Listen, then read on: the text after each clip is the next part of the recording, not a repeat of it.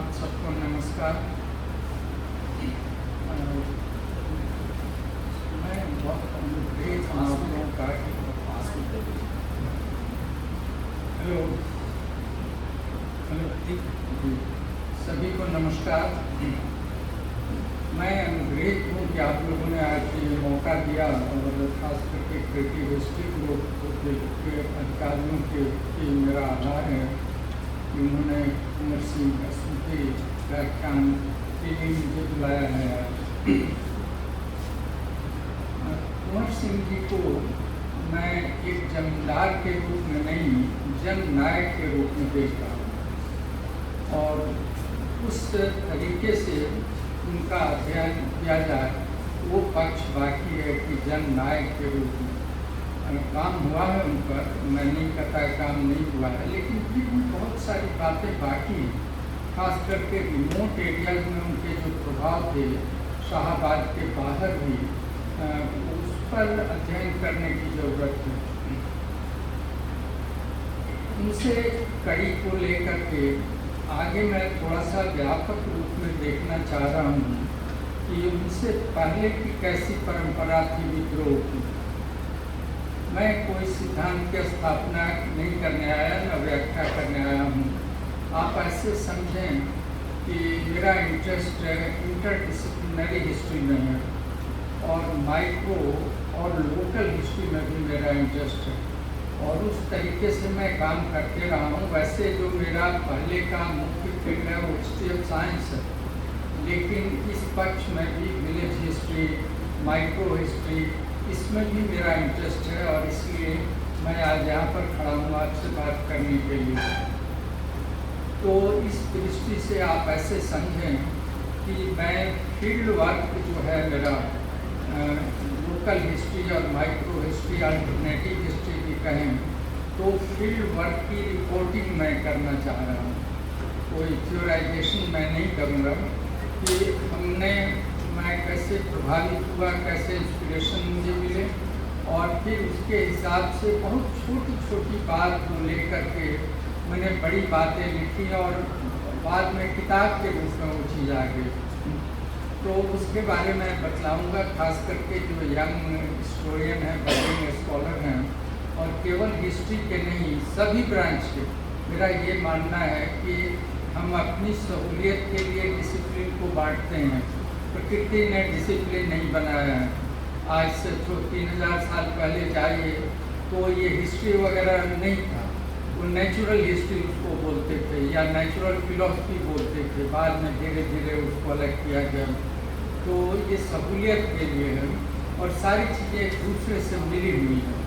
और यदि इस अवधारणा को लेकर आप इतिहास में काम करें तो मैंने ये देखा है कि वह वर्क ज़्यादा इंटरेस्टिंग होगा हो, और हिस्ट्री ही नहीं किसी भी सब्जेक्ट में आप करें। तो इस प्रेमिस के साथ मैं बात करूँगा आपसे। अल्टरनेटिव हिस्ट्री की बात की जा रही है, इसका अर्थ है कि एक और भी हिस्ट्री है, तभी हम अल्टरनेटिव कर रहे हैं। और कहीं न कहीं ये मन में है कि जो वो हिस्ट्री है जो शहर में रहने वाले विद्वानों द्वारा लिखी गई है या एलिट हिस्टोरियन द्वारा लिखी गई है या हमारे जो पहले के कॉलोनाइजर थे उन्होंने जो हिस्ट्री लिखी है, उससे अलग भी रियलिटी है। वही हम लोग ढूंढ रहे हैं और क्रिएटिव हिस्ट्री ग्रुप यही काम कर रहा है कि वैसे इतिहास को ढूंढने की कोशिश कर रहा हूँ। मेरी शुभकामनाएँ हैं और मुझे लगता है कि अगले 10 साल में क्रिएटिव ग्रुप जो है ये बहुत सारी नई चीज़ों को लेकर आएगा, क्योंकि हर जगह, वो छोटा गांव हो या बड़ा शहर हो, जीनियस तो हर जगह है। अब वो जीनियस यदि प्रफुल्लित नहीं हो पाया तो छोटे काम में उसकी जीनियस को आप देख सकते हैं। स्किल देखेंगे कितनी ज़बरदस्त चीज़ है वो। आप गांव में जाइए, कारपेंटर को देखिए, वैसे ऐसी चीज़ बनाते हैं कि आपको आश्चर्य होगा, लेकिन उनको अलग प्रॉपर कोई इंजीनियरिंग की ट्रेनिंग नहीं है। तो ये मानकर मैं चलता हूँ कि जीनियस हर जगह है और उसको यदि हम एक लयबद्ध कर सके वैसे चीज़ों को और उनकी रचनाओं को, तो वो अल्टरनेटिव हिस्ट्री में एक अच्छा स्वरूप उसका उभर करके आ सकता है। इसमें 2-3 चीज़ों की तरफ मैं ध्यान दिलाऊंगा कि माइक्रो या लोकल हिस्ट्री लिखने में, उसमें आप ये उम्मीद नहीं करें कि हर चीज़ डॉक्यूमेंटेड सोर्स के रूप में आपके पास होगा, वो संभव नहीं है। कुछ चीज़ें हैं जो सरकारी रिकॉर्ड्स होते हैं, लेकिन वो just revenue collection and law order तक वो सीमित हैं। अब वहाँ की भावनाओं, emotion, social relations, mutual relation, family के प्रॉब्लम, वो उसमें थोड़ा लिखा रहता है, वो उस तरह की कोई चीज़ नहीं होती है। तो ऐसी हालत में अल्टरनेटिव सोर्सेज भी हमको सोचने पड़ेंगे, और अल्टरनेटिव सोर्सेज में पर्सनल प्राइवेट सोर्स तो हैं ही, जिसमें डायरी है, मेमोइर्स है, ये सब है, लेकिन आर्टिफैक्ट्स भी हैं। आप सामान देख करके उसका मीनिंग निकाल सकते हैं और उससे कुछ कंक्लूजन ड्रॉ कर सकते हैं। और इसका एक बहुत अच्छा एग्जाम्पल मैं दूँ कि एक किताब है, they also lived, something like that उसका टाइटल है। ये किताब अमेरिका में छपी थी और ये एक बग से सूटकेसेस की कहानी है और वर्ल्ड का बेस्ट सेलर है। पेनी उसके राइटर हैं, और सूटकेस आप समझ रहे हैं, और सूटकेस खोल करके उन्होंने देखा, जो मिला उस पर उन्होंने कहानी क्रिएट की, देख करके हिस्ट्री बनाई उसकी। और उस सूटकेस किसका है कि वो पागल लोगों का, इंसेन हाउस जो हॉस्पिटल होता है, वहाँ जो मैट रखते थे और मर गए तो बक्सा छोड़ जाते थे, उन्हीं बक्सों की उन्होंने स्टडी की है। इसका ये हुआ कि हमारे पास गांव में जो पुरानी चीज़ें, जो हेरिटेज है, उससे भी एक हिस्ट्री हम निकाल सकते हैं। इसका एक अपना अनुभव मैं बतलाऊँ आपको। मेरे गांव के पास से एक बहुत बड़ा गढ़ है, गढ़ समझ रहे हैं, फोर्ट, हालांकि वो मिट्टी का है वो, और वो 18वीं सेंचुरी का फोर्ट है। तो मैं बच्चा था तो मैं देखता था, क्यूरियोसिटी थी कि ये किसका घर है, लेकिन बहुत ऑडिशस है, बहुत विशाल है, ऊंचाई पर है वो। तो हमारे रिलेशन लोग बतलाते थे कि ये काबुल मोहम्मद रूलर था, उसका है ये गढ़। अब ये बात वहाँ ख़त्म हो गई, लेकिन जब भी मैं गुजरता था तो मैं देखता था कि ये गढ़ वैसे ही खड़ा है। फिर मैं दिल्ली यूनिवर्सिटी में आया तो यहाँ एक जगह मैंने एक पैराग्राफ पढ़ा, एक फतेह बहादुर शाही के बारे में, उसी इलाके से जिस इलाके की बात मैं कर रहा हूँ। फतेह बहादुर एक पैरे की बात थी उसमें, लेकिन कुछ ऐसी बातें मुझे लगा कि इसके बारे में तो खोज होनी चाहिए। और फिर मैं वहाँ से खोज करने शुरू किया मैंने, तो सरकारी रिकॉर्ड्स में भी कुछ मुझे नहीं मिल रहा था। पटना टाइप में गया, दूसरी जगह गया मैं। बाद में मैंने ठान लिया कि इस पर मैं काम करूँगा और निकालूंगा कुछ न कुछ। फिर मैं कलकत्ता आर्काइव्स में गया और वहाँ मैं देखा कि जिस फाइल में मैं खोज रहा था वहाँ वो रिकॉर्ड नहीं था, वो रिकॉर्ड कहीं और था। और वो एक रिबल थे सारण डिस्ट्रिक्ट के, और हम लोग आज सोचते हैं कि फाइल एक रिबल के रूप में क्यों नहीं लिखा गया, फाइल होना चाहिए आर्काइव्स में, लेकिन वो रिबल के रूप में नहीं था, न ही फ्रीडम फाइटर के रूप में, तो फाइल होने का सवाल ही नहीं था ब्रिटिश टाइम में। तो वो फाइल जो था मुझे रेवेन्यू ब्रांच में मिला, या लेटर्स कॉरस्पॉन्डेंस में उनके फाइल्स मिले। वो मिलिट्री ऑफिसर कॉरस्पॉन्डेंस कर रहा है गवर्नर जनरल के साथ, तो कॉरस्पॉन्डेंस में अब नॉर्मली ये दिमाग में बात ही नहीं जाएगी कि किसी आदमी के बारे में वो जो रियली दिख रहा है, वो रिबल दिख रहा है, टीम दिख रहा है, तो उसके हिसाब से फाइल का नाम होना चाहिए, लेकिन वैसा फाइल नहीं है। तो कहने का अर्थ ये हुआ कि जब लोकल हिस्ट्री हम लिखना चाह रहे हैं और उसके बारे में इंफॉर्मेशन चाह रहे हैं, तो हमको मल्टी डिसिप्लिनरी अप्रोच करना पड़ेगा, नंबर 1।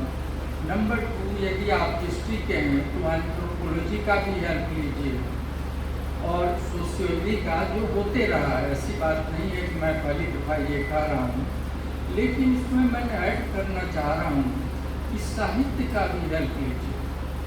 साहित्य को जनरली यूज़ नहीं किया जाता, हिस्ट्री में उसको हम नहीं यूज़ करते अनलेस की कोई किताब डायरेक्ट लिखी गई हो हिंदी साहित्य में, तो वो नहीं यूज़ करते, लेकिन उसको करना चाहिए। और जो साहित्य है, साहित्य और सोशल साइंस में एक अंतर समझें कि जो साहित्य है ये वैरायटी खोजता है। प्रकृति में जितनी वैरायटी है, जितनी चीज़ें हैं, इवन इमोशनल और टेम्पटेशन, लोभ, ईर्ष्या, सब में वो पहुंचने की कोशिश करता है और डिपिक्ट करता है जैसे नोवेल या स्टोरी में। तो ये तो साहित्य हुआ, मैंने उसका कोई बाउंड्री नहीं साहित्य। वो हम उसको बांटते हैं कि ये नोवेल है और ये आत्मकथा है, हम अपनी सहूलियत के लिए बांटते हैं। लेकिन जो सोशल साइंस है वो एक पैराडाइम ढूंढता है, उसमें वो शर्त रखता है कि ये चीज़ें होनी चाहिए, तब हम इसको सोशल साइंस मानेंगे। अभी शरीर मिश्र जी ने बतलाया कि कैसे सोर्सेज के बारे में, कि तो ये सोर्सेज जब तक नहीं मिलेंगे, जैसे मान लीजिए कि कोई हिस्ट्री में स्टोरी हम सुन रहे हैं मिथ या कथा कहानी के रूप में, फोक के रूप में, लेकिन जब तक हमको रिकॉर्डेड एविडेंस नहीं मिलेगा उसको हम नहीं मानेंगे। इतिहास ये सिखाता है कि उसके लिए एविडेंस आपको चाहिए। तो मेरा ये कहना है कि आप साहित्य को भी यूज़ करें, जो कि शुरू हो गया है, और अच्छी बात है कुछ लोग यहाँ के आप लोग भी हैं जो साहित्य को यूज़ कर रही हैं, दूसरे लोग भी कुछ कर रहे हैं इससे। और साहित्य में मैं लिंग्विस्टिक का आदमी नहीं हूँ, लेकिन दो एक चीज़ें मैंने नोट किया है कि ये जो साहित्य है उससे जो भाषा सृजित होती है, निकलती है भाषा, उस भाषा से एक हिस्टोरिकल कंडीशन का आभास आप ले सकते हैं और कई बार को बहुत अच्छी तरह से एक पिक्चर क्रिएट कर सकते हैं। टेक फॉर एग्जाम्पल कि ये जो मिडिल गंगा वैली है, ये इसका जो जियोग्राफिकल एटमॉस्फेयर है बड़ा अनस्टेबल रहा है। इसमें फ्लड का इलाका है, ये इलाका फेमिन का इलाका है, ये अवध और बंगाल के बीच बफर स्टेट है। 18th सेंचुरी में जैसे इवन 19th सेंचुरी में भी बफर स्टेट जैसा, जैसे फ्री फॉल ऑन जैसा हो, तो इसकी वजह से सोशल कंट्रोल बहुत स्ट्रॉन्ग नहीं हो पाया अंडर ब्रिटिश टाइम। उसके पहले नहीं था बहुत अच्छा पॉलिटिकल कंट्रोल, और उसकी वजह से जो भाषा बनी, उस भाषा में आप देखेंगे कि लड़ाई झगड़े के लिए बहुत शब्द हैं, वो आपको मिलेगा उसमें। फिर उसी तरीके से फिजिकल डिफॉर्मिटी के लिए बहुत शब्द हैं,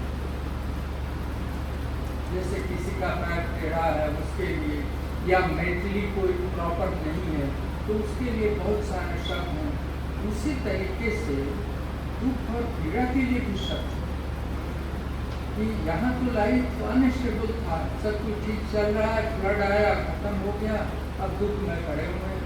18वीं शताब्दी में सारे यहाँ के लेबर जा रहे हैं, विदेश जा रहे हैं, अंग्रेज उनको ले जाकर लेबर शुगर के फील्ड्स में काम करा रहे हैं। तो सारे शब्दों को आप देखें, इस पर कुछ काम होना चाहिए, या हुआ है तो मैं नहीं जानता हूँ, मुझे नहीं मालूम है कि साहित्य वाले, हिंदी साहित्य वाले या सोशियोलॉजी वाले कोई लोग भी ये शब्दों के पैटर्न को ढूंढने की कोशिश करें कि क्या उसका संबंध कुछ जियोग्राफिकल पैटर्न से कितना है, ये मैं चाहता हूँ। और जो एनालिसिस स्कूल के आसपास की बात मैं कर रहा हूँ उसमें, कि इन सभी चीज़ों का जिक्र होना चाहिए।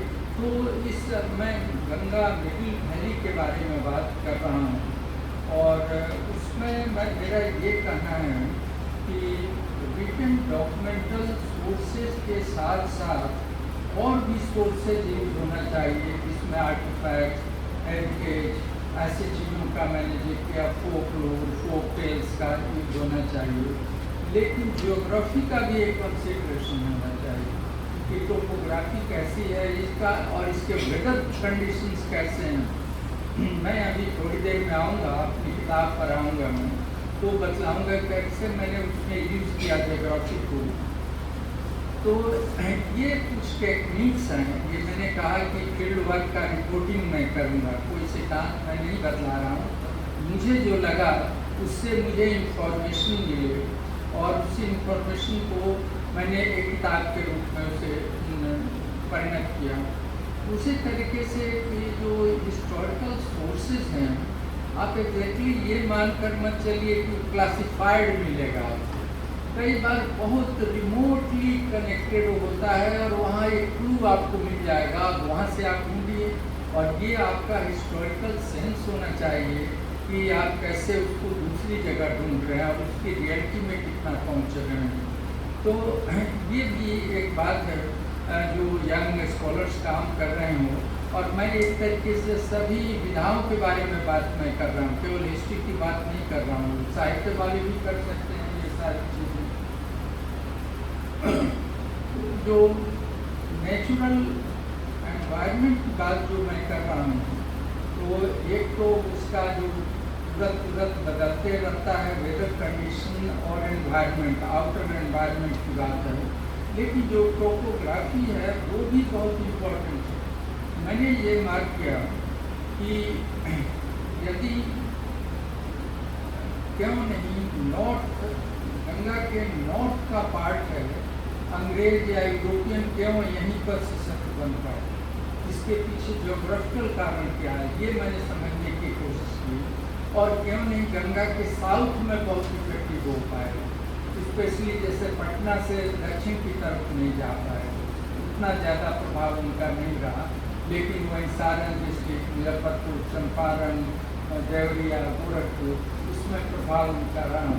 तो उसमें सॉइल कंडीशन और जो टोपोग्राफी थी, एक फ्लैट लैंड है ये, अब इसकी वजह से, और वर्षा का इलाका है, लेकिन फेमीन का भी इलाका है। आप हिस्ट्री में जाएँ तो रिकरेंट फेमीन भी देखेंगे, फेमीन आ रहा है। तो कहने का ये हुआ कि इस तरीके से वायरिंग कंडीशंस की वजह से जो लाइफ रहा है वो डिस्टर्ब रहा है, और डिस्टर्ब लाइफ के ही एक्सप्रेशन लैंग्वेज में हो रहे हैं, जो मैं कह रहा हूँ कि विरह के गीत हैं और कुछ के हैं। और बाद के भी कुछ लोग आए हैं कलाकार। मेरा एक आर्टिकल है महेंद्र किशन पर, भिखारी ठाकुर पर है, तो दोनों की उनकी राइटिंग को आप सुनिए, उनके गीतों को, उनके विदेशिया ड्रामा को, तो वो हिस्ट्री है, पूरी हिस्ट्री वो कर रहा है और वहाँ से आप हिस्ट्री ले सकते हैं। दूसरी चीज़ की, अब जिस महेंद्र मिश्र है, चूँकि वो भोजपुरी में थे, एक रिमोट एरिया में रह रहे थे, इसलिए उनका कोई राष्ट्रीय महत्व नहीं, बल्कि उनको लोग खराब आदमी के रूप में जानते थे। कई लोग ये जानते थे कि ये तो नाच गान में रहते हैं, प्रवासियों के साथ रहते हैं, कला खेल सकते हैं। लेकिन जब मैंने शुरू किया तो देखा कि ये आदमी तो जीनियस था, और ये जो अमेरिका में होता ही है तो अर्नेस्ट हेमिंग्वे होता है। आप उनकी राइटिंग आज उसका आप लोगों ने पढ़ रखा हो, लेकिन नहीं पढ़ा हो तो आप देखिए उनकी राइटिंग करीब 1000 से ज़्यादा उन्होंने जितने रिचुअल गीत हैं नॉर्थ इंडिया में या भोजपुरी वर्ल्ड में, उनके लिखे हुए गीत हैं 1000 से ज़्यादा। उसके अलावा वो निर्गुण भी लिखा, फिलोसफिकल ट्रैक्ट्स भी लिखा उन्होंने, क्रांतिकारी चीज़ें भी लिखी। और वो क्रांतिकारी थे और फर्जरी करने के लिए अंग्रेजों के खिलाफ नोट छापने के केस में उनको अरेस्ट किया गया और जेल की सजा हुई, 2 साल जेल में रहे। अब ऐसे आदमी को अब तक जो मेन स्ट्रीम हिस्ट्री है उसमें ऑलमोस्ट कहीं भी जिक्र नहीं है, और फ्रीडम फाइटर में तो है ही नहीं। तो ये सब हिस्ट्री के मिसहैप्स हुए हैं, और ये लोकल हिस्ट्री से ही हम लोग इसको पता कर सकते हैं, माइक्रो और लोकल हिस्ट्री से। इसके बाद मैं थोड़ा सा इंटरडिसिप्लिनरी की बात मैं कर रहा हूँ, तो उसमें मैं ये कहूँ कि जब मैंने अपनी ये किताब, हमारी किताब आई है, उसी के संदर्भ में और भी बातें मैं करूँगा, जिसमें उसका नाम है the raja, the rebel and the monk, Fateh Bahadur Shahi's war against the East India Company. ये 18वीं शताब्दी के सेकंड हाफ की बात है। पेनवी ने छापा है और इसी 30 तारीख को किताब रिलीज हुई है। तो ये किताब जब मैं लिख रहा था तो बहुत जगह गैप थे उसमें, तो मैंने सोचा कि क्या करूँ, कहाँ से इतना डॉक्यूमेंट कहाँ से लाऊँ। हालांकि मैंने document all over the world से प्रोक्योर करने की कोशिश की, तो तब मुझे वैरायटी ऑफ सोर्सेज की तरफ जाना पड़ा, including interview, folklore, folk tales, सामान्य के हथियार औजार। मैंने जाकर देखा उन सारी चीज़ों को और फिर मैंने पाया कि अच्छा एक स्टोरी बन रही है और स्टोरी बनी और वो किताब अब छप गई है। तो कहने का अर्थ ये है कि आप जो छोटा थीम कई बार समझ रहे हैं, ये आप पर डिपेंड करता है कि आप उसको कितना बड़ा थीम बनाते हैं। यदि प्रयत्न नहीं होगा या हिस्टोरिकल इमेजिनेशन यदि नहीं है तो थीम बड़ा नहीं हो सकता। अदरवाइज हर चीज़ लिंक्ड है दूसरे से, छोटा और बड़ा नहीं है, सारी चीज़ें लिंक्ड है। कोई भी चीज़ कैसे जैसा है वो क्यों है वैसे, इसके भी तो कारण है। कोई इलाका बैकवर्ड है, कोई बहुत डेवलप्ड इलाका है, सबके रीज़न है। लेकिन इसमें शुद्ध वाक्य मैं ये कहूँगा कि ज्योग्राफी का कंसिडरेशन बहुत ज़रूरी है। मेरा अंतिम इसमें कहना यह है कि ज्योग्राफी को देखा जाए और साहित्य का यूज़ किया जाए हिस्ट्री में। और अल्टरनेटिव हिस्ट्री से हिस्टोरियंस को घबराने की ज़रूरत नहीं है। ऐसा नहीं कि वो डिसमेंटेड हो जाएंगे, तो वो नहीं होंगे, बल्कि अल्टरनेटिव हिस्ट्री आए तो फिर वो रिफाइन होकर मेन स्ट्रीम हिस्ट्री में भी जाएगा। और मेरा ये मानना है कि जो अल्टरनेटिव हिस्ट्री है ये ज़्यादा लाइवलियर होगा। फिर फॉर एग्जाम्पल फोक लोक लीजिए या गाने, गाँव में जो गाने गाए जाते हैं, तो ऐसा नहीं है कि कोई भी गाना एग्जिस्ट कर रहा है या ख़त्म हो गया तो उसके कारण नहीं होते, उसके कारण होते हैं। जितने फोक लोग हैं कुछ ऐसे हैं जो कि शायद शताब्दियों से चल रहे हैं, स्लाइट वेरिएशन सुने हैं उसमें। छठ के जैसे बिहार में आप जाएँ, छठ के गीत में पता नहीं वो गीत कब से चल रहा है। तो मेरी समझ ये है कि जो चीज़ जनता को, यूज़र को सबसे ज़्यादा अपील करती है वो उसके हार्ट और दिमाग में कायम रहता है। और जो अपील नहीं किया, जो उसको जेन्युइन नहीं लगा, वो रिजेक्ट हो जाएगा और उस फोक लोग का कि जो संपत्ति है उसमें वो शरीर नहीं हो सकता। इसलिए जो भी फोक लोर और टेल में कथा कहानियाँ जो उसमें एग्जेजरेशन हो सकते हैं, मैं मानूंगा उसको, थोड़ा पैरोकियल भी हो सकता है वो, लेकिन उसमें कुछ इसेंस है, आप इसेंस को ओवरलुक नहीं कर सकते। उन सभी कहानियों में वो सोरठी बेटा भार हो, अल्लाह बदल की एक कहानी हो, उसका रूप बदल जाता है। लेकिन एक बात तो है वो, मैं आपको एक एग्जाम्पल दूँ। मैं जस्ट लोकल हिस्ट्री और माइक्रो हिस्ट्री जानने के लिए चंपारण के जंगलों में मैं गया और कुछ उस इलाके में गया जहाँ पर साले नक्सलवाड़ी थे, तो एक सेक्शन फोर्स लिया मैंने और गवर्नमेंट ने हेल्प किया मुझे और लेकर मैं गया उस इलाके में गया। तो चंपारण की बात मैं कर रहा हूँ। तो वहाँ एक मंदिर, उत्तर बिहार जंगल में एक मंदिर था, वहाँ देखा कि बड़ा मेलोडियस सॉन्ग सुबह में 9-10 बजे के करीब लोग आ रहे हैं। तो मैं भोजपुरी भाषी हूँ, तो वैसे तो मैं समझ रहा था, लेकिन गाने मुझे नहीं समझ आ रहे थे। फिर मैंने किसी से पूछा तो उन्होंने कहा कि ये कुछ सरकारी ज्यादती के बारे में गाना है, लेकिन वो गाना कहाँ हो रहा था? भगवान के सामने भजन के रूप में हो रहा था। अब ये लोकेशन उसका बदल गया और जो मैंने डिराइव किया कि ये कब की बात ये कर रहे हैं सारे, वो फारूक कॉम्पिटी के लोग आ रहे थे उस गाना कि वो 18वीं शताब्दी के आसपास के जो स्टेट गवर्नमेंट में जो भी थानेदार की बात कर रहा है कि हमारे हस्बैंड को जेल ले गया और पैसे वसूलता है और हम लोग परेशानी में। अभी भाव तो ये है, लेकिन ये कहाँ इतना मेलोडियस था वो, तो भजन लगता था। वो दूर से मुझे भजन लगा। जब मैंने पूछा किसी से, उसका कहा कि ट्रांसलेट कीजिए, तब उन्होंने बताया कि ये बात है। उसी तरीके से मैंने देखा कि चंपारण में भी आप माने कि ट्राइबल कम्युनिटी में थाल को आप ले सकते हैं कि थोड़े से ओरिजिनल जैसे हैं वहाँ के, लेकिन वहाँ कोल भी हैं, संथाल हैं। अब ये बड़ी विचित्र बात है कि ये कहाँ से आए। मैं देखा तो मैंने पूछा तो लोग बहुत प्रॉपर जवाब नहीं दिए हमको। फिर मैंने पढ़ा लेकर मालूम हुआ कि ब्रिटिश पीरियड में उनको बुलाया गया था रेलवे लाइन बनाने के लिए। अब ऐसी विचित्र स्थिति, एक जगह जंगल में, बिहड़ जंगल में भीतर में गया, देखा कि वहाँ पर मूर्ति बनाने की फैक्ट्री। और अब आप कहेंगे आप कैसे समझे कि मूर्ति बनाने की फैक्ट्री है?